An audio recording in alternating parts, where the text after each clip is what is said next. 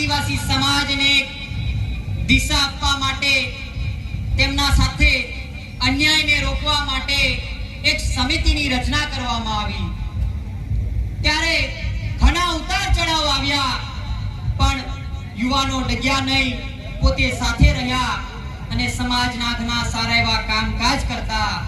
ત્યારે આપણા વિસ્તારના જ કેટલાક નેતાઓના પગ ધ્રુજવા લાગ્યા, એમની ખુરશીઓ હલવા લાગી। ત્યારે એ નેતાઓએ આપણા યુવાનોને ડરાવ્યા, ધમકાવ્યા, લાલચ અને પદ આપ્યા। ત્યારે આપણા સમિતિના ખૂબ સંઘર્ષની સમયની અંદર, ખૂબ મુશ્કેલની સમયની અંદર ખૂબ દુઃખ સાથે કહેવું પડે છે કે આપણો સાથ છોડીને ચાલ્યા ગયા।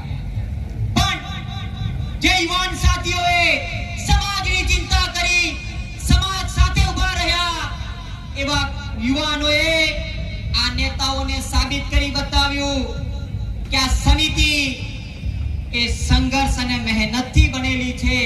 કોઈ નેતાના, પાર્ટીની કે નેતાની ગુલામી કરવા માટે નહીં, આ તો એક વિચારધારા સાથે જોડાયેલી સમિતિ છે।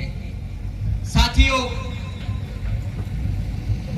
અહીંયા આદિવાસી સમાજના ઘણા યુવાનો દિવસ અને દિવસે સંઘર્ષ સમિતિમાં જોડાઈ રહ્યા છે।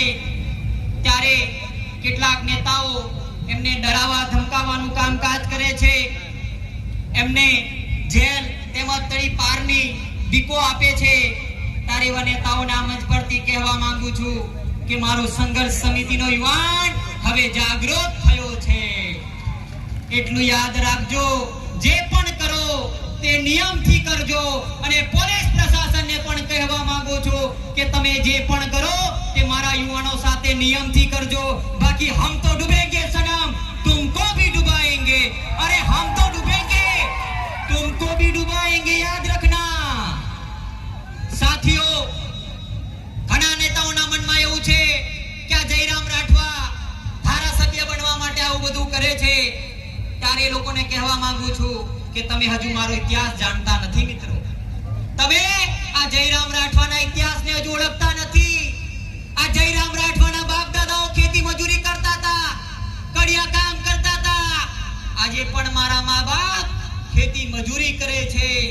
મારી આર્થિક પરિસ્થિતિ ખરાબ હોવાના નાતે આ જયરામ રાઠવાએ પોતાનું ઘર છોડી દીધું। 2 વર્ષ સુધી મેં મારું પોતાનું ભણતર પણ છોડ્યું, ખૂબ મહેનત કરી, ખૂબ સંઘર્ષ કર્યો અને સરકારી સ્કૂલની અંદર એડમિશન લઈને હું ડોક્ટર બન્યો। ત્યારે સમાજને કહેવા માંગુ છું